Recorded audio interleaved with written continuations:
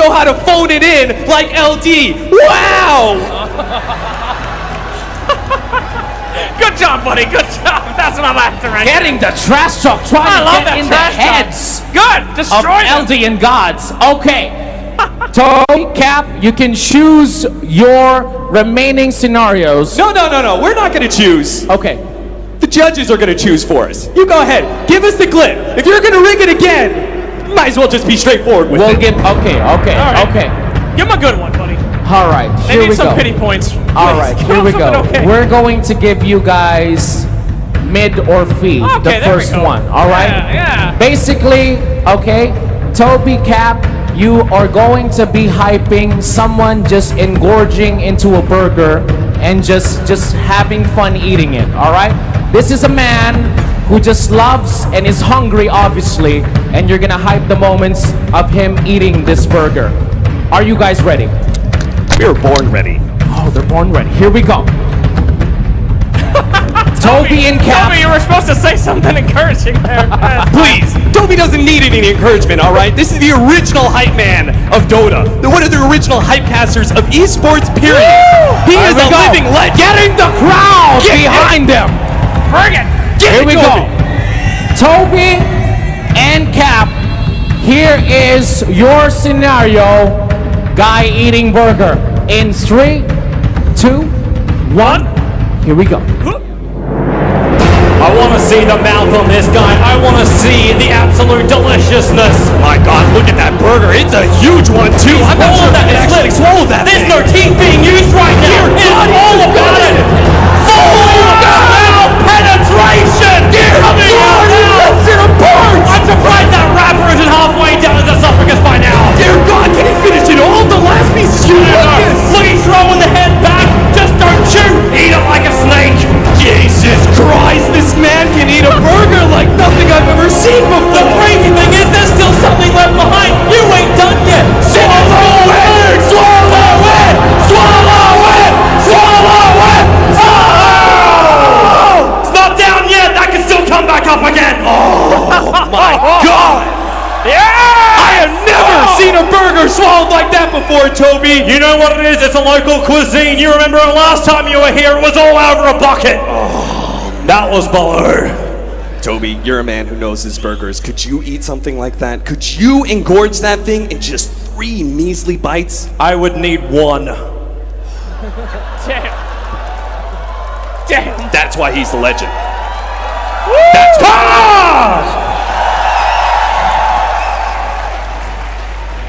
Let's see that again, please. See it again. Toby, as a man who knows his burgers. What is this? What, are we rigging it again? Are we LD, what are you doing? Come on! LD, get your hands! There you go. Okay, Where we we're can good. see them. Thank you you. know, we thought K-pop Process was retired. I feel like somebody's out the back there monitoring it all. All right, let's get back to our burger. Look at that, like full mouth. He doesn't even try and disguise what he's doing. He is open for the world to see. I am chewing on this thing. You know, the only thing that would have made that better was a little bit of saucy action. Oh. Toby and Cap, ladies and gentlemen, coming back strong. Game 2, baby. Backing it up. It is a fist fight. It is a slugfest, Slacks. It's disgusting. Okay, that's People right. have no shame. They have nothing to lose. That's right. Are you talking about the guy chewing with his mouth open or the cast? The whole thing. The whole thing is shameful. I got it. All right. So, Toby and Cap has definitely stepped it up. They're The back. crowd will decide after this round who is the better duo. LD and Gods, they caught up. You have one final scenario, which we're going to be showing to the screen. Here we go. All right. All right, they're ready. I just want to say, for the record, that was a hot dog, not a hamburger. Excuse me? That was a hot dog. I will judge what kind of meat that was. Typical Join Dota accuracy. You're trying to say, LD. You're trying to say. We are all about the accurate facts here, Ari. You're trying to say Accurate. that. You're trying to say that Toby and Cap don't know the difference between a hamburger and a hot dog. That's exactly what I'm saying. All right. Final round. Let's show them what you have. Last pick. Basically, this is a guy about to pick his nose. All right. That's hype. And they're gonna be hyping that. We all been there. LD and Gods for the final round of the Hype Off. We will find out who is the winner after this in 3, 2, 1. Here we go. Waiting in the wings, rubbing his hands, he gets ready. Look for the scoop, he's flanking from the south. When will he make his move? Time's running short, get ready for it. We're about to be caught, the nostrils are danger. Oh my God! He did! The absolute madman! The balls!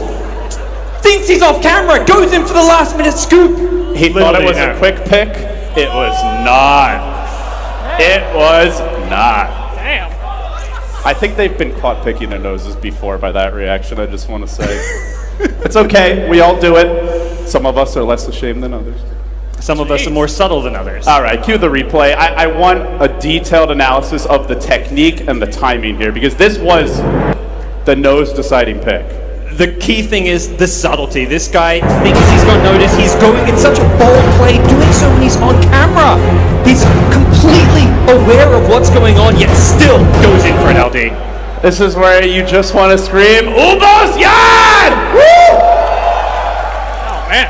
Destroy those boogers. All right, there you have it. Give it up for LD and Gods. Let's make their way to the stage. Round of applause for both our duos. There we go. LD, you gotta calm down, dude. This isn't an Overwatch Nicely match. done. Take it easy, bro. All right, here we go. So, Toby, Cap, nicely done. You came back on the third round very, very strong.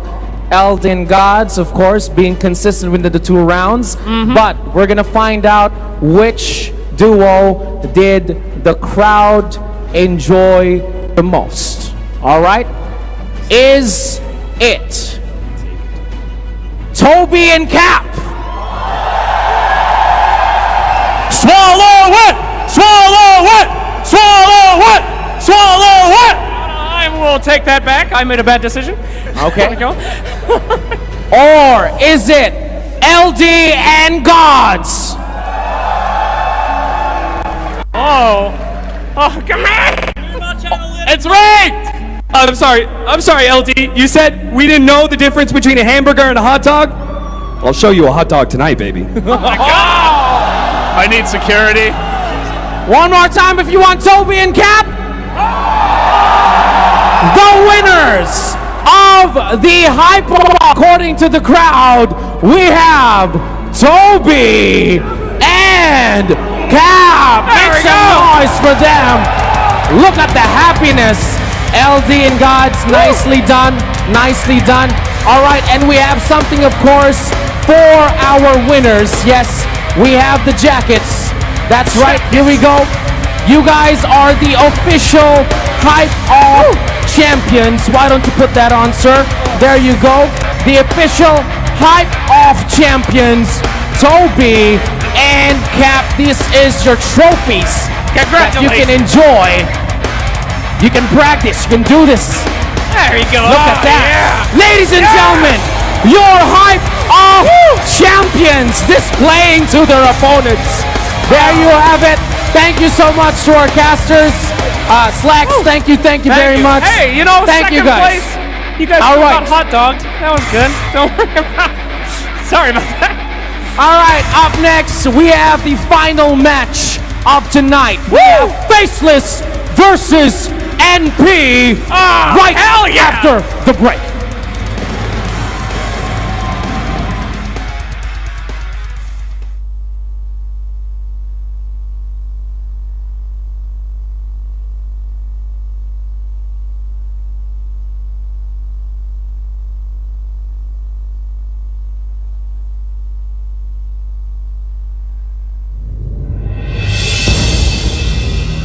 You got the skills and the knowledge. You even know your way with your game. Yet, you ought to fall. You fail. So what? Stop the drama. Don't give up just yet. Get up and do what you gotta do. If you're saying you gave your best, show it to the world.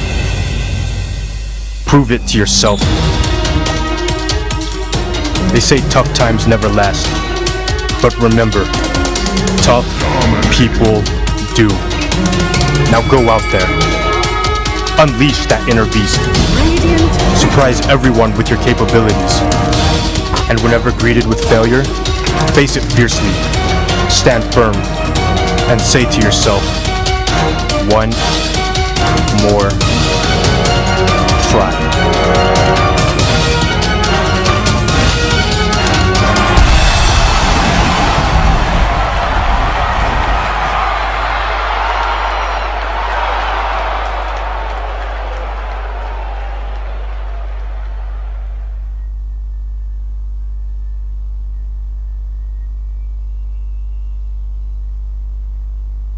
I'll see you in 3 months, hon. The kids, they're gonna be okay. Love you. Dad! Need help? Okay. Can you pass me the back wrench, please? Here you go, Dad. Here, ratchet. Here. Impact wrench. Here, Dad. How did you? Look, Dad, we got you! You're live! Our connection's now made even stronger. PLDT Home Fiber. Plan start at 1899.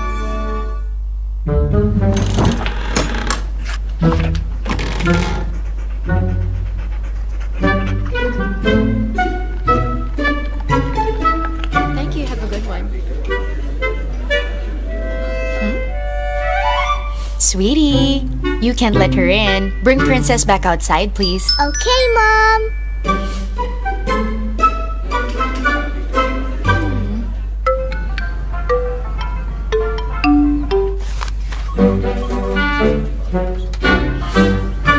Hey buddy, time for homework. Playtime is over. Okie dokie.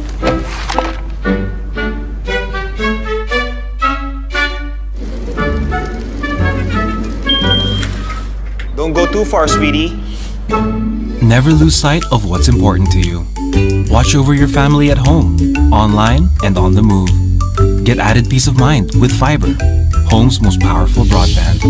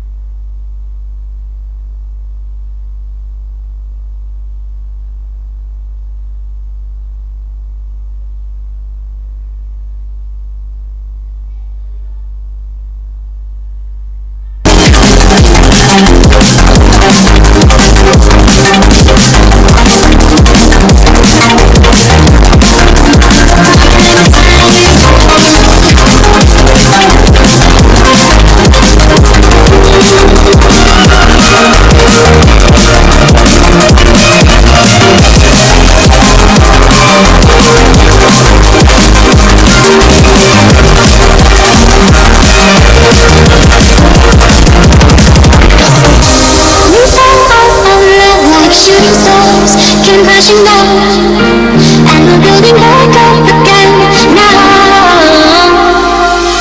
A man who on every occasion has has given the best that he has.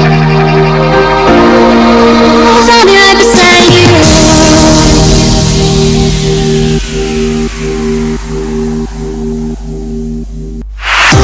We fell out of love like shooting stars, came crashing down, and we're building back up again now. Say your heart, say your mind, say all you hide. I won't let you go, can't let this fall. When you lose yourself, I'll be right beside you. I say your heart, say your mind, say all you hide. I won't let you go, can't let this fall. When you lose yourself, I'll be right beside you.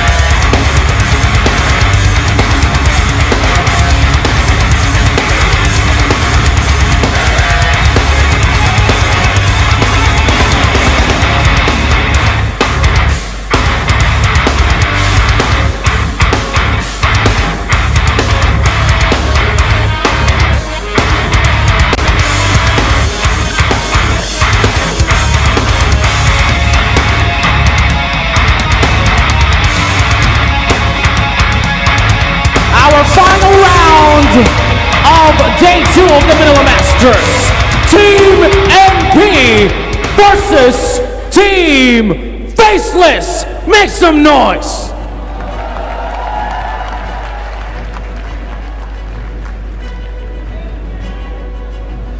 That's right, NP versus Faceless is going to be our last series of the day. Which one of these two teams is going to be moving on to the final day to face up against Evil Geniuses? I freshened up the panel. I now have Trent and Luminous, two of the best analysts I could possibly ask for to break down this series. Gentlemen, bring it to me. What do you got? I feel like you used like all your abundance of salt and anger way over on that side. I am a relaxed man. Yeah, suddenly, wow, this is great. That's like the nicest thing you've ever said to me. I'm feeling really good about this series. I'm sure Faceless probably are as well, right? Coming off a big win, very impressive stuff.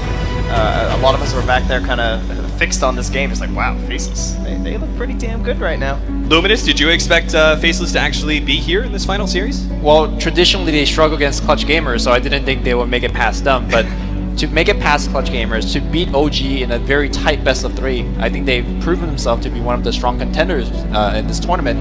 And I think they have in common with MPs that a lot of teams did not have them on their radar coming in, and I think that's, well, their mistake, because now they are very, very close to the final day.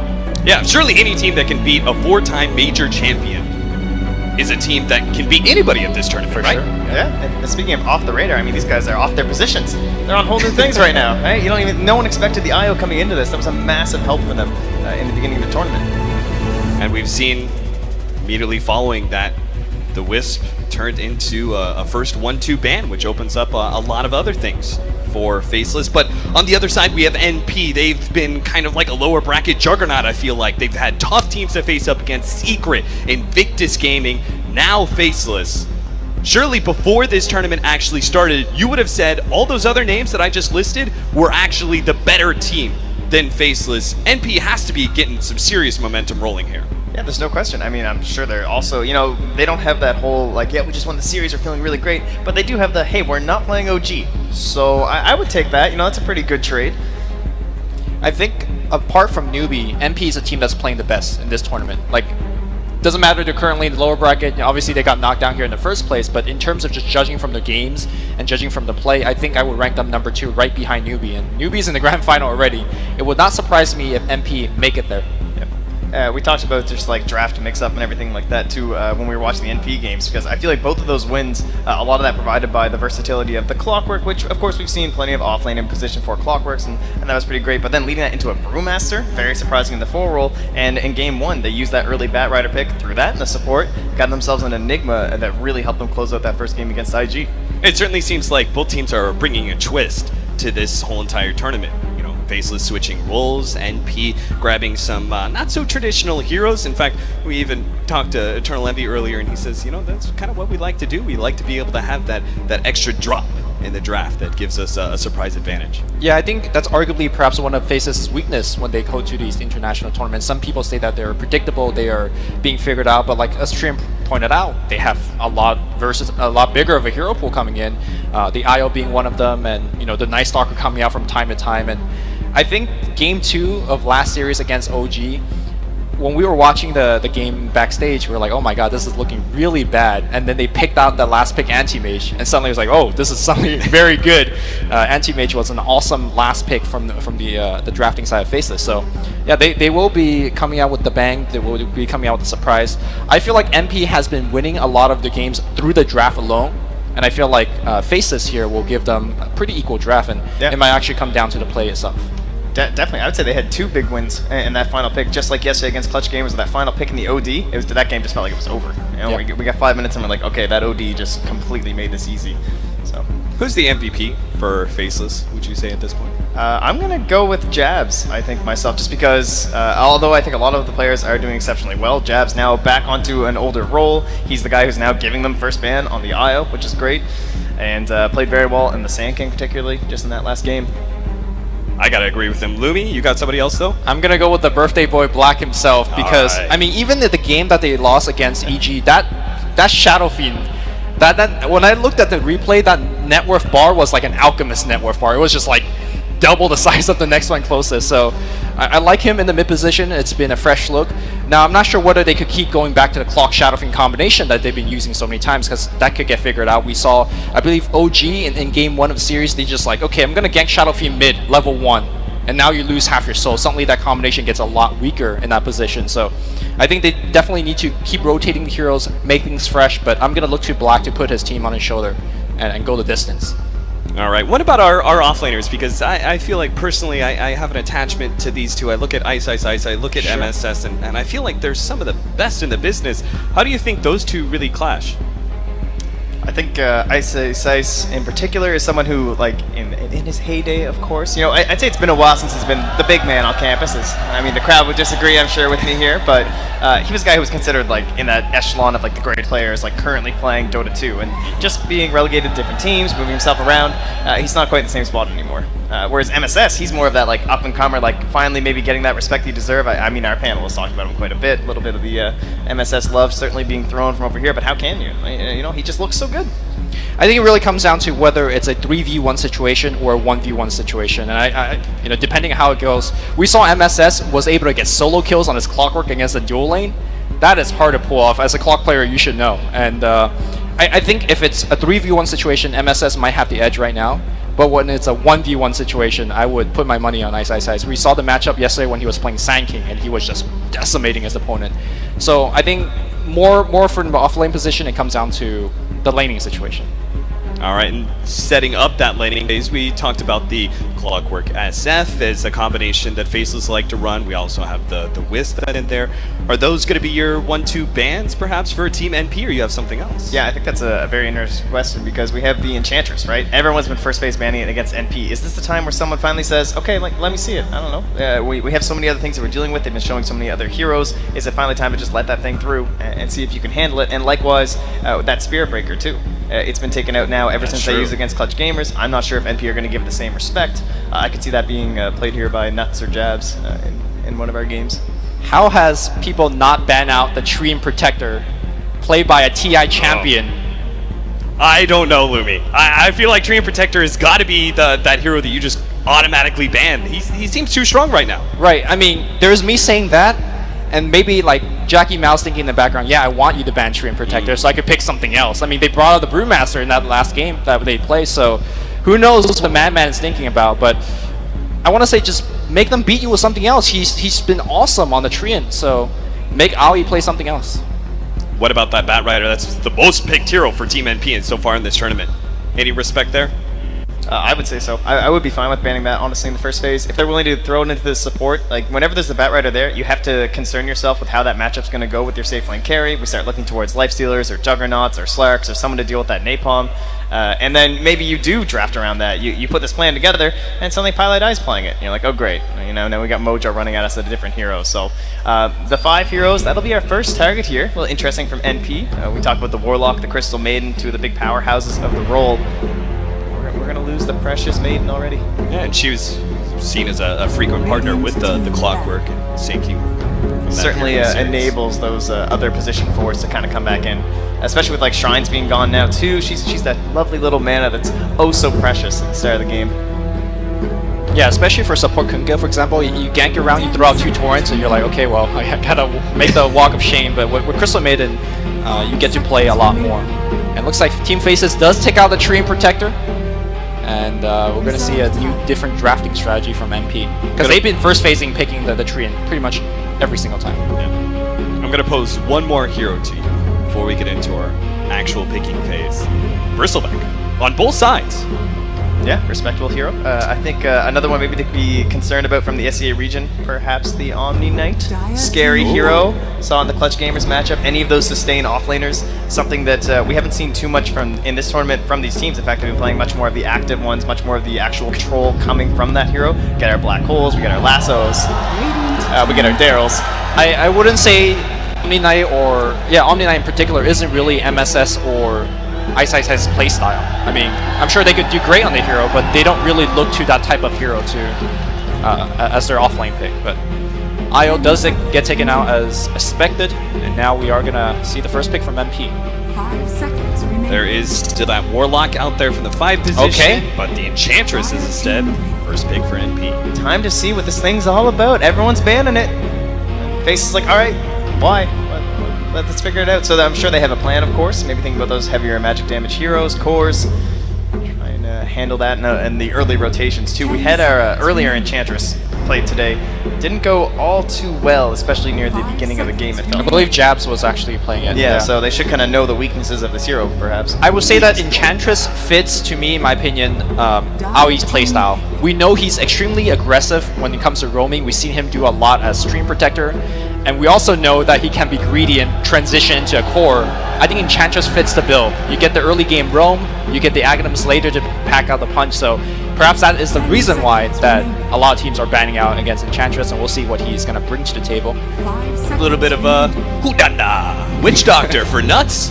That is his hero, right? You can say AUI, his hero is Enchantress. Surely, when it comes to Nuts, Witch Doctor is the perfect thing. Yeah, great up against the Enchantress. We're gonna have that cask bouncing around on those creeps. It's always good to have the Witch Doctor when you have these people just want to like dive your tower at the start of the game. Yep. You have Night Stalkers or Spirit Breakers, and they usually have a partner with them, and suddenly you just bash them both under the tower, and they're in deep trouble. I also think that he's a very flexible support pick because he is, with the skill set, very equipped to deal against aggressive tri-lanes, or if you want to go aggressive yourself. Between the choice of Maledict and Voodoo Restoration, you could actually do pretty well with your laning situation. And now we're going to see a Pudge here. Now, if this is 3-4 months ago, I would be all hyped for the Black Pudge, but as of late, I think Black is going to be sticking to the mid lane and playing more of a core. That would be one major shake-up if we had yet another role change in the space of a week or so. Like the Witch Doctor in particular against the Enchantress, right? Get those creeps coming in. Sure. Honestly, it's, I don't know, I'm almost kind of feeling the Black Pudge, perhaps. You know, they've just swapped up anyway. It is Jabs who could just swap right back, perhaps onto the mid lane too, so we'll have to see. And I'm sure Jabs is, of course, a very capable Pudge player, but either way, we are getting that kind of awkward 4 roles, these newbies who we love to see. And Pudge already been pretty successful here today. You think when they were watching OG, Yeah. With that pudge and what all that Jerax is able to accomplish, they're like, oh, maybe we should take that. Setting up Ana oh so much as well, so perhaps Invoker Sunstrikes to come, or at least some sort of a mobile, aggressive hero, your Ember Spirits. The best kind of pudge game is one where it's really chaotic. You take a lot of fights in rivers and jungles where you get a lot of quick kills. And I think the Arc Warden pick in that game really facilitated that pace. But with Enchantress on the other side, I imagine there's going to be a lot of roaming and backstabbing when it comes to the early game gank. So, yeah, Pudge specifically was quite a wrench in this poor Enchantress's side, if she really wasn't able to play that with that early aggression that she'd like to, just in case of being caught out by the Pudge. And I have to say that now in the new patch where the Creequilibrium is much closer to the tower for the offlaners, you can see Enchantress making a much easier wraparound behind the tower, which is, I think, a lot of power behind Chen and Enchantress with these early kind of rotations. So I'm going to look to Aoi pick up an early Smoke of Deceit and make that exact play. And when we're talking about those early rotations, I mean, Enchantress Batrider, back when Slardar was also a pretty popular offlane hero, we see those two combinations quite a bit. She just shows up in the offlane, a lot of early controls. You know, you have to play around Napalm the entire time in the lane, but it's inevitable that occasionally you're going to get a couple stacks on you. You just don't know when the deer is going to be there. She comes out of the tree line, starts attacking you. So a Weaver, an extremely survivable hero, and something that Team Faceless have already been playing today. Although it was a little I mean, there was certainly some problems for XY in the last game before they took it to the victory. And he's still going to give that respect over, perhaps banning out similar like early game, difficult to pressure heroes in the safe lane. Yeah, they definitely want to make sure that Enchantress convert into kills, and then Weaver is probably one of the hardest ones. You have to find the right creep, being the Dark Troll Summoner, or else you're not going to be able to find an easy kill on the Weaver. Are there any other kind of offlaners that you think will be more resistant to a gank like this? Maybe the Ice Abaddon that they do pick from time to time? Yeah, the Void too is yeah, also a potential one. Quite good. Been pretty good today. You have the Witch Doctor, but again, still, although he was picked up, that was of course the core role. We did see a little bit from Universe in the off lane. Could make a comeback, but he's got his own cooldown things to try and worry about. We'll get the standard classic anti-Batrider hero and the Juggernaut now removed. So nothing too easy for Faceless here. Are there any other self-sufficient cores that are left for Faceless to take against this, or do they try and go for a different strategy? Can they aggro tri-lane and do as you suggested, Luminous, and try and run maybe some sort of offlaner that's self-sufficient like the Abaddon? I think when you think about aggro tri-lane, you want to make sure your 1v1's good, and right now there's not enough core heroes picked to actually know about that. So they're gonna go with Nyx, which is, I think Ice is one of the best heroes when it comes to dictating the mid-game tempo. In terms of resisting the early game gank against Enchantress, I think that might be a little bit difficult, but it really comes down to positioning. Maybe he'll pick up a quick boots to kind of solve the situation. Yeah, there were several months where this was a every single game first ban immediately up against Faceless because Ice was just playing it too well. I think it's interesting too that the Sand King was kind of left, and then that could have given them some of those 1v1 matchup situations, but against the Batrider and against the Enchantress with that magic damage, certainly a bit more helpful to have the Nyx Assassin here.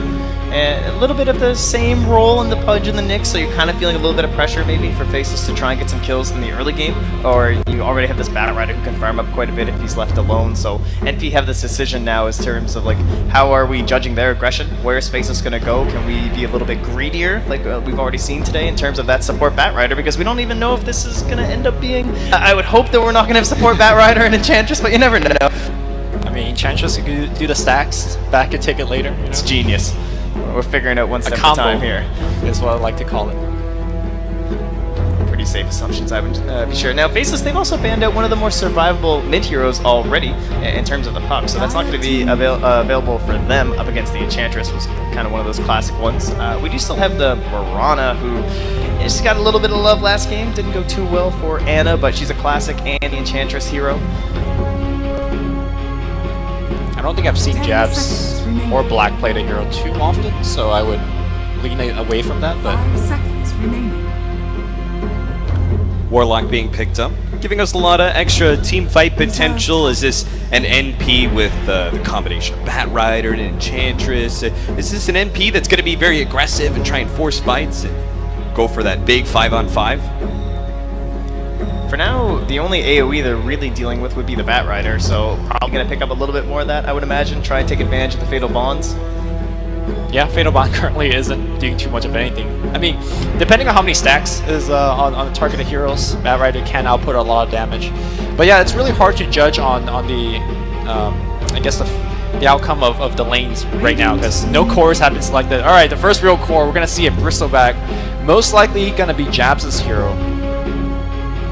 And you still retain the possibility to go on the aggressive. If you feel a bit of weakness from the Team MP safe lane, Witch Doctor Bristleback is definitely not something you should ignore. Are you okay with the Nyx Assassin in a 1v1 against the Batrider? Probably not. Probably, I think you give away too much to the Batrider. So. Yeah. And they don't really, I mean, the Pudge maybe with the rotations there, but we're going to have the similar rotations coming in from that Enchantress too, so it'll be quite the bloodbath. I'm a little concerned for this Bristleback as well in terms of how NP are going to deal with it. What kind of heroes are left? I think of like, you want burst heroes in a sense to work with your Batrider and the lasso, so you can quickly get these pickoffs, but some of these heroes that are also very good against Bristleback are tending to be this like longer sustained damage, like a Razor or a Death Prophet. So they are going to go with the Luna, who is a little bit of burst through the Eclipse, but also just builds up to enough right click that it's kind of bouncing around those fights, and maybe that'll be enough of a balance here for them. More AoE damage to go with the Fatal Bonds, and certainly a classic hero here for Eternal Envy. How does his Luna match up against the only other big core that we see, which is the Bristleback? Do you feel like the Luna's going to be okay with this hero all up in her face, even able to tank a lot of the damage from the Eclipse? I'm scared that they only have lasso to like directly control the Bristle. I think this is going to be enough.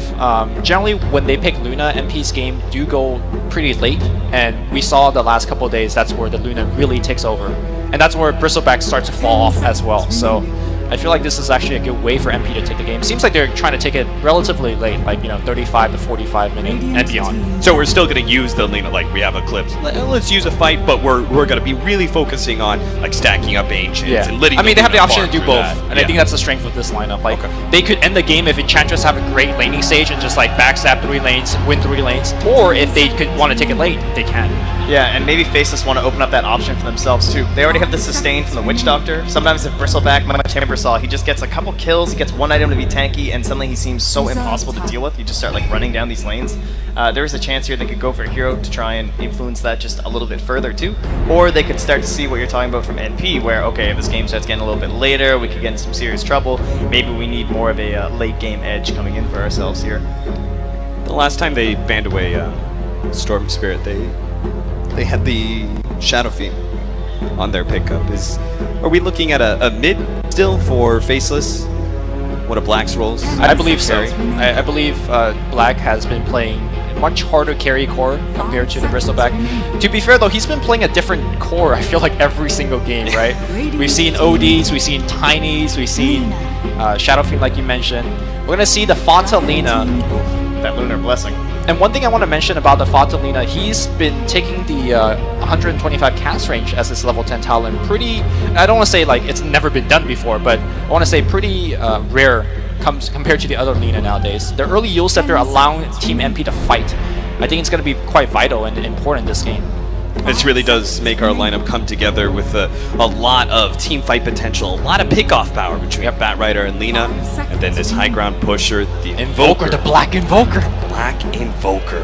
Alright, a hero they were willing to even throw in the safe lane, of course, at times, or anything they'd really want with that Black role swap, and now with him being in the mid lane, it fits just even a little bit better. I have to say, looking at NP, definitely a very balanced lineup. Early aggression from the Enchantress, late game kind of securing with the Luna, and even like wave clear coming out from the Lina and some with the Batrider. It's just, that tends to be those lineups you almost go like all in with, but Faceless instead, they backed off. They said, okay, we're going to try and balance ours out as well. We've got the team fight, and things looking pretty balanced, I'd say. I think it's much harder to execute Faceless lineup to a high degree, especially when you go to like 25 and beyond. Like heroes like Witch Doctor and Pudge really start to fall off unless you get great Casket and great Hook. So I'm going to be favoring Team MP here with draft number 1. I'm going to go the other way. I'm not sure about the stuns for the Bristleback. I feel like XY might just run this one on over and go for Faceless. All right, very well. Well, I'm kind of leaning up. Black Invoker, why not? I'm going to go for it. It's a Sea Dream after all. A Black Anti-Mage, a Black Invoker. How could you say no? Well, I know who can't say no. It's going to be our 2 casters. Second place Hype Off duo. LD and Gods.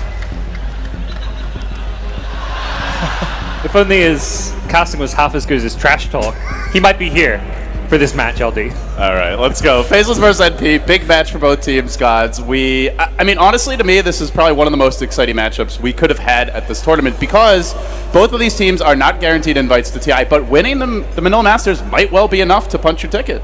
Absolutely. This is the big event for both these two teams.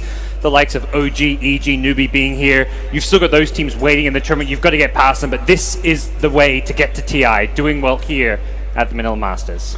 Yeah, a long day for both teams. We had a pretty quick win by NP to start the day, and then they had to kind of cool their heels for a while so you can maybe lose momentum. Some teams who had to play 2 matches on the first day even took a nap, went back to the hotel, but you got to still keep that energy going to the next match. Faceless, fresh off of a grueling set with a little bit of time to collect themselves, so we'll see who comes in hot.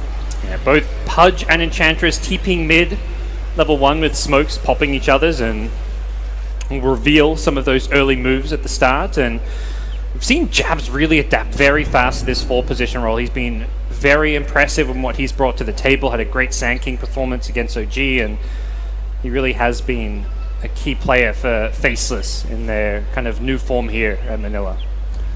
So the lanes will assemble, and looking very standard and what you would expect from NP, with the Batrider off lane, the Enchantress likely to roam, putting Fana mid on the Lina.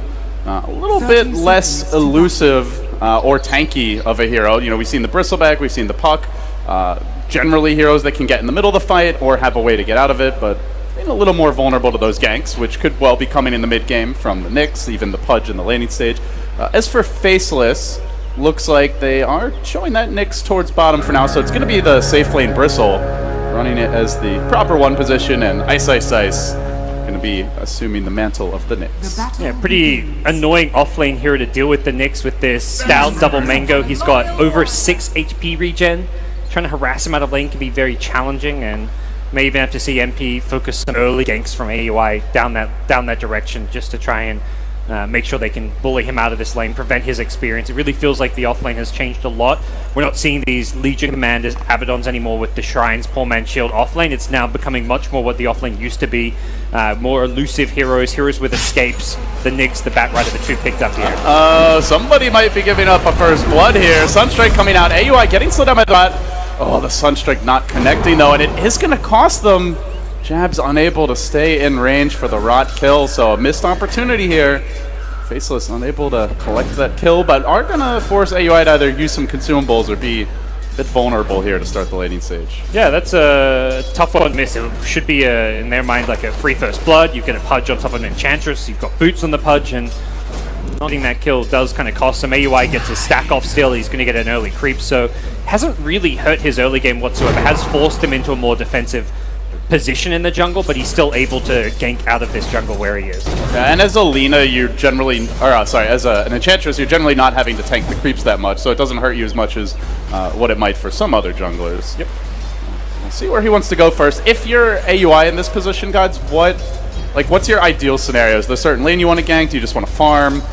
What's the game plan early on for the Enchantress here? Yeah, there's the 2 lanes, both mid and bottom, are very exposed. Invoker doesn't have good escape. Nyx has slightly better, but the beauty of ganking the bottom lane is you've got 2 heroes there, so it's like a full 3-man gank. Lunar Blessing gives you a lot of good damage output, so we'll likely see him make some early moves. Doesn't have a smoke though, so he's just going to grab 2 creeps and head up top. This is more like the let's apply pressure to the enemy carry, let's get aggressive. He doesn't care about making any kind of sneaky moves. He doesn't care about this rotation translating to kills. He just wants to contest the farm of the opposing team. Highlight die showing off the power of Warlock in the laning stage here. He's able to trade with that Nyx Assassin. SSI struggling to find his last hits, but so too is the opposing Batrider. So neither offlane are really getting a whole lot of CS here. The mid lane is a bit of a victory early for the Lina, but still overall, gods, feels like a fairly even back and forth beginning to the laning